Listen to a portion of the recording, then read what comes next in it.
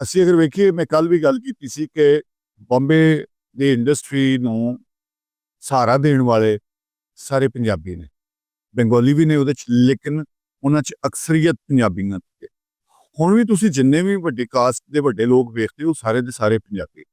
ਸ਼ਾਹਰੁਖ ਤੋਂ ਲੈ ਕੇ ਅਕਸ਼ੇ, ਅਜੇ ਦੇਵਗਨ, ਅਸੀਂ ਪਿੱਛੇ ਚਲੇ ਜਾਈਏ, ਧਰਮਿੰਦਰ ਜੀ, ਦੇਵਾਨੰਦ, ਸਨੀ ਦੇਵਲ, ਜਿੰਨੇ ਵੀ ਵੱਡੀ ਕਾਸਟ ਅਸੀਂ ਵੇਖ ਲਈਏ, ਜੋ ਸਾਰੇ ਦੇ ਸਾਰੇ ਪੰਜਾਬੀ ਨੇ। ਤੇ ਅਮਿਤਾਭ ਬੱਚਨ ਸਾਹਿਬ ਦੀ ਜਿਹੜੀ ਵਾਲਦਾ ਨੇ, ਉਹ ਵੀ ਪੰਜਾਬਣ ਨੇ, ਲੈਲਪੁਰ ਦੀ ਜੰਮਪਲ ਨੇ ਉਹ। ਤੇ ਇੱਕ ਦੇਖੋ, ਅਸੀਂ ਮੁਹੱਬਤ ਦੀ ਗੱਲ ਕਿਉਂ ਨਹੀਂ ਕਰਦੇ, ਪਿਆਰ ਦੀ ਗੱਲ ਕਿਉਂ ਨਹੀਂ ਕਰਦੇ? ਸਿਆਸਤਾਂ ਕਰਨ ਦਿਓ ਨਾ ਸਿਆਸੀ ਲੋਕਾਂ ਨੂੰ, ਹਕੂਮਤਾਂ ਨੂੰ ਸਿਆਸਤਾਂ ਕਰਨ ਦਿਓ। ਲੇਕਿਨ ਮੈਂ ਸਮਝਦਾ ਕਿ ਅਸੀਂ ਬੜੇ ਪੁਲਾਈਟ ਆ, ਇੱਧਰ ਦੀ ਗਵਰਨਮੈਂਟ, ਇੱਧਰ ਦੀ ਸਰਕਾਰ ਇੱਕ ਵੇਲੇ 'ਚ ਇੱਕ ਦੂਸਰੇ ਤੇ ਪਾਬੰਦੀਆਂ ਲਾਈਆਂ ਨਾ, ਪਹਿਲੇ ਹਿੰਦੁਸਤਾਨ ਨੇ ਲਾਈਆਂ ਤੇ ਬਾਅਦ ਵਿੱਚ ਪਾਕਿਸਤਾਨ ਨੇ ਉਹਦੀ ਜਵਾਬ ਵਿੱਚ ਲਾਈਆਂ।